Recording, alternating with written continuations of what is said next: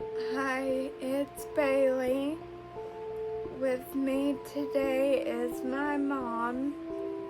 She's going to help fill in some of the gaps in my story since my memory is kind of spotty.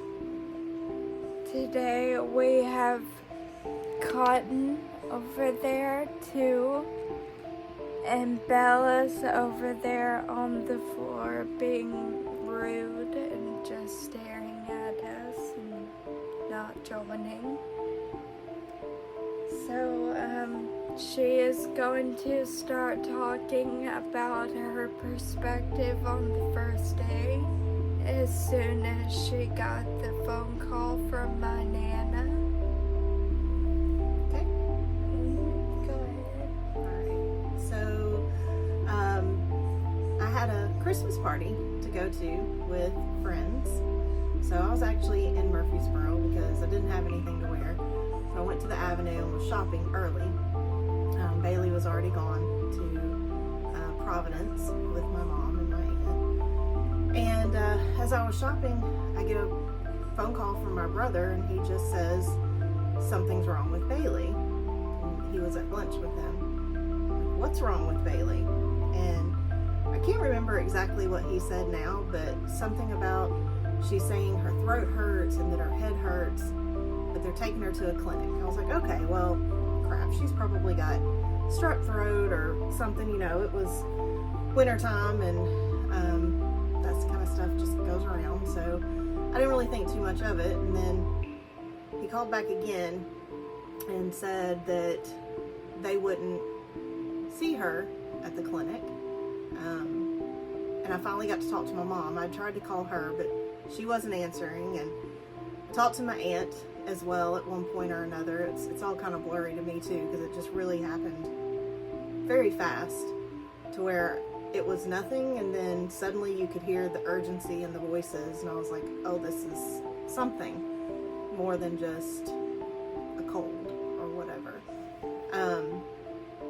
So I jump in the car and I'm on the phone with my mom, and it went from Bailey not being able to well, I guess she was able to function because I talked to you actually. Do you remember that? It was a terrible call. You were so scared. I was. I remember saying, what's wrong? Tell me what's wrong. And you kept saying, I don't know. I don't know. And that's when... Saying I was screaming. Yeah, you were screaming it. And that's when I had just floored it coming down 840. And I got back on the phone with my mom and was like, y'all need to just get to the hospital. Just go to the hospital. And on that phone call, from the time I talked to Bailey and she's screaming, I can't, I don't know what's wrong, my head hurts,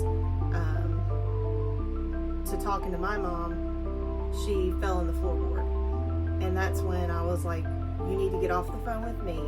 You need to call 911 and have them come to you and meet you. So I get off the phone and I'm barreling down 840.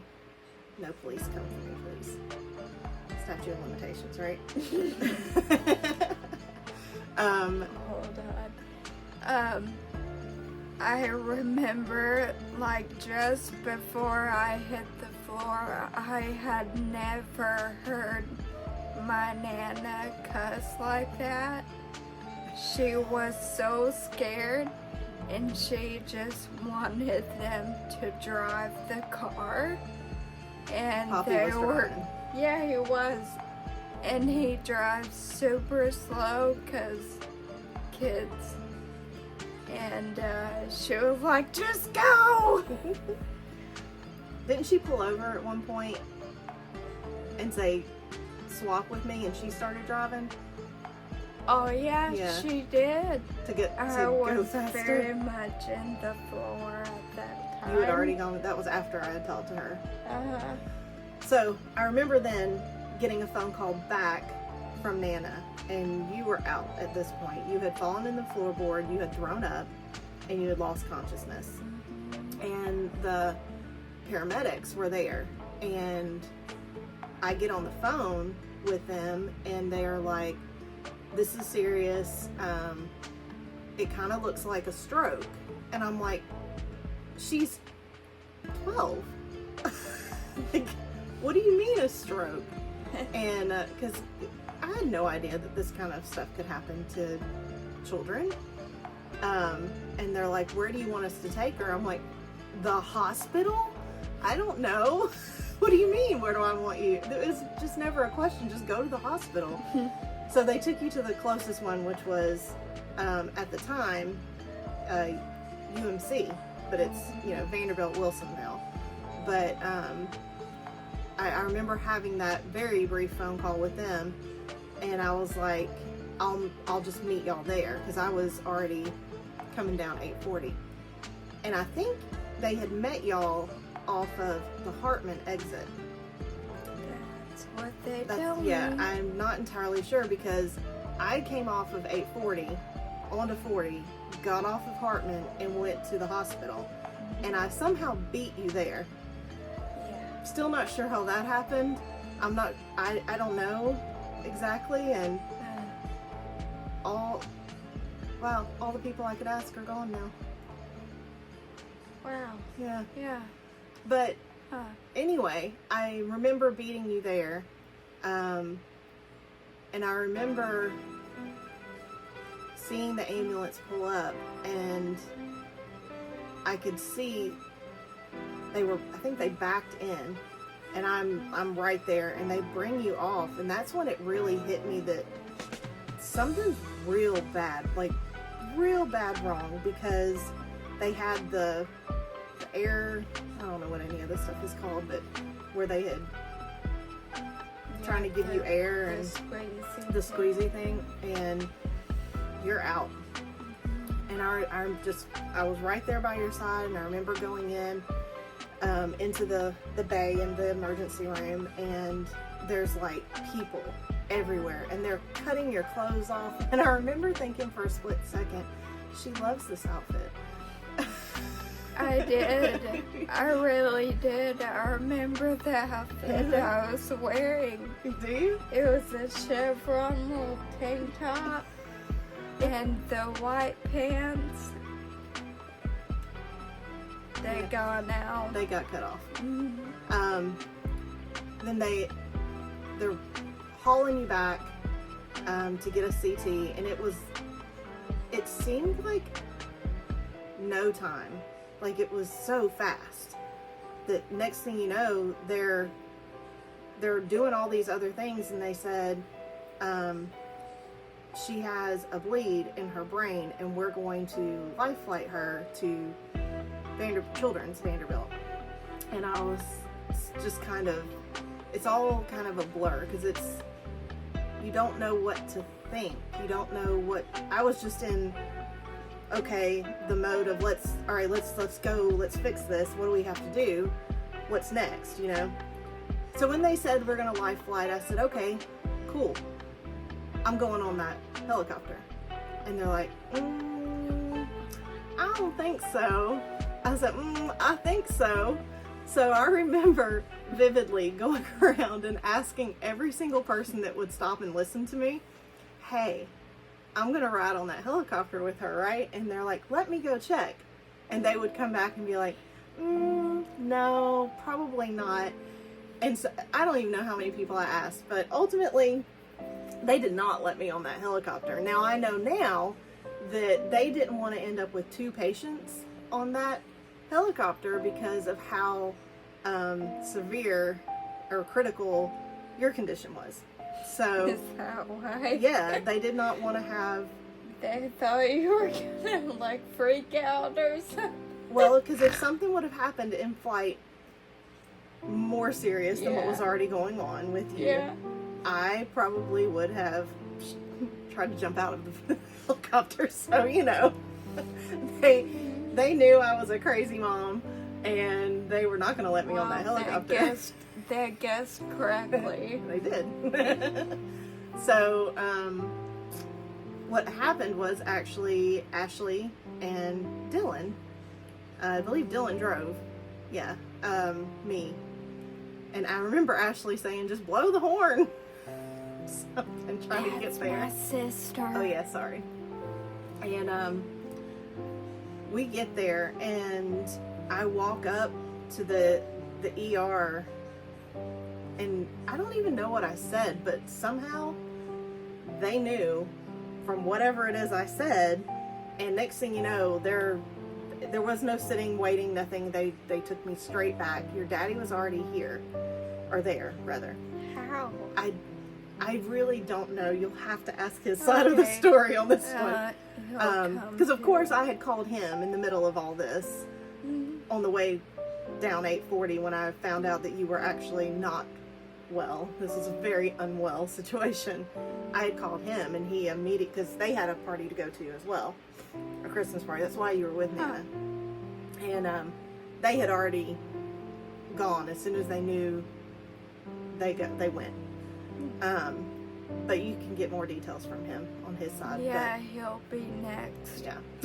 So we get to Vanderbilt. They immediately pull us back into this little room. And I just remember them saying, this is really serious. We've got to get her back there. We've got to remove the pressure on her brain. And they said, you can come speak to her before you go. And of course, you're intubated, out cold, like nothing. And I don't remember what I said to you. I'm sure it was some combination of I love you and other things. But yeah, they scurried you off down the hall. You went through one doors and we went through the others. And they took us to the waiting room. And I remember the entire one side of it was eventually full of family, friends. Everyone showed up. Everyone showed up. It's a big waiting room. We've been back there. It's big. Yeah, it's huge. And I remember I had to go to the bathroom so bad. I had to pee so bad. But they had said that the doctor would come and talk to us before actually starting the surgery. And so I was holding it and holding it and holding it. And finally I just couldn't anymore. And I go to the bathroom, and what happens? The doctor comes while I'm in the bathroom. Well, your daddy was out there, and Jamie and everybody else. And so he came and talked to them, and of course I missed it, but because I had to pee.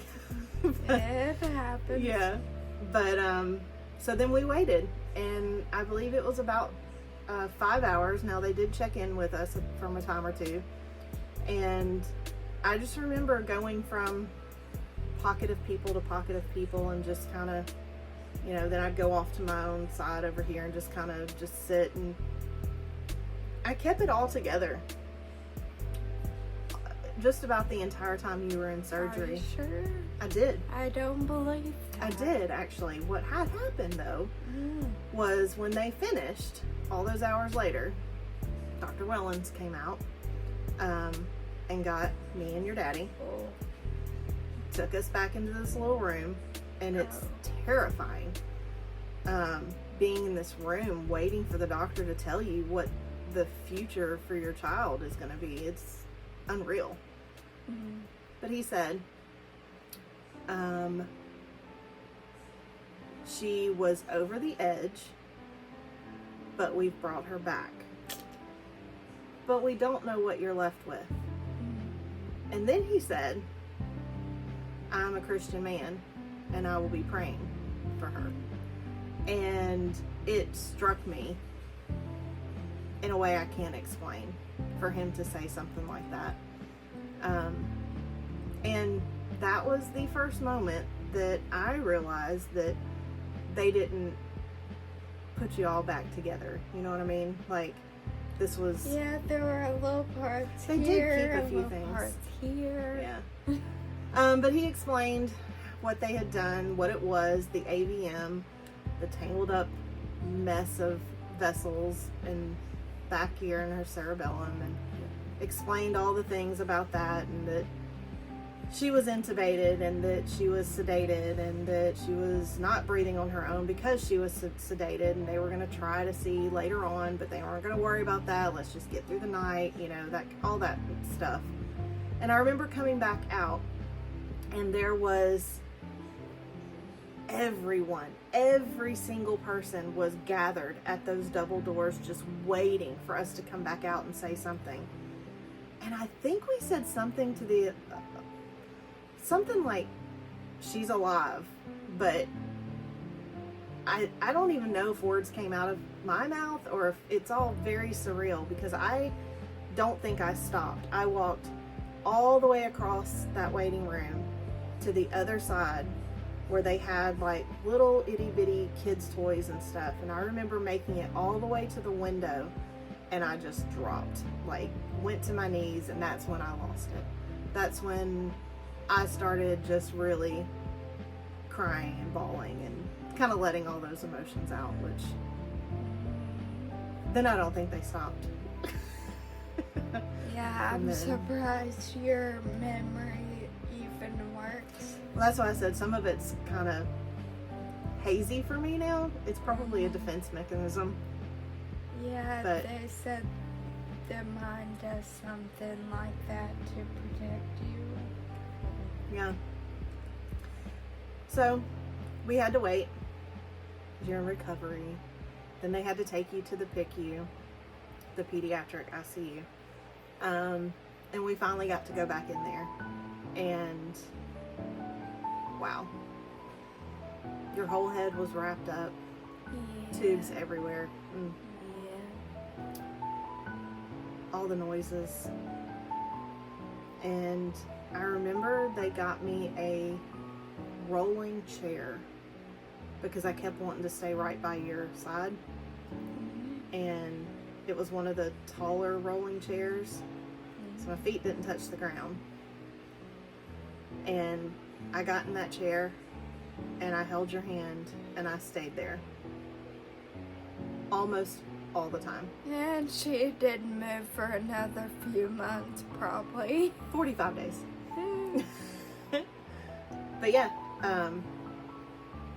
I was very blessed with work to be able to do my work remotely. So I had my laptop up there, and I was working on a special project at the time, so it afforded me the ability to just do whatever whenever. So when the nurses would check on you, which was all the time, it seemed like, I would have my laptop and I would just turn to the laptop on the little tray table. I would do some work, and I'd lay over on top of you, like sitting in that chair, and I would lay over holding your hand, and I would sleep there. A lot of the times just nap or whatever. I remember my feet would go numb all the time because I couldn't touch the floor, and because they had you up high. I can't remember why now. There was a reason. I'll have to think on that one, but yeah. So we stayed there. Is that the end of the first day? That's pretty much the end of the first day. It's enough for a It is day. a lot. It was too much for one day. Yeah, yeah, seems like it. Well, my awesome mom, No. So sweet. the survivor of the terrible night of my AVM. With a little extra there, I guess. A little extra information. Yeah. So I hope you all enjoyed watching. Bella's still not up here. I think she's jealous. I have another person here. Spare human. Yeah. She can't be the spare person, and she's mad about that. So I'll do more of these. I like doing this. So stay tuned. Have a good New Year's. Bye.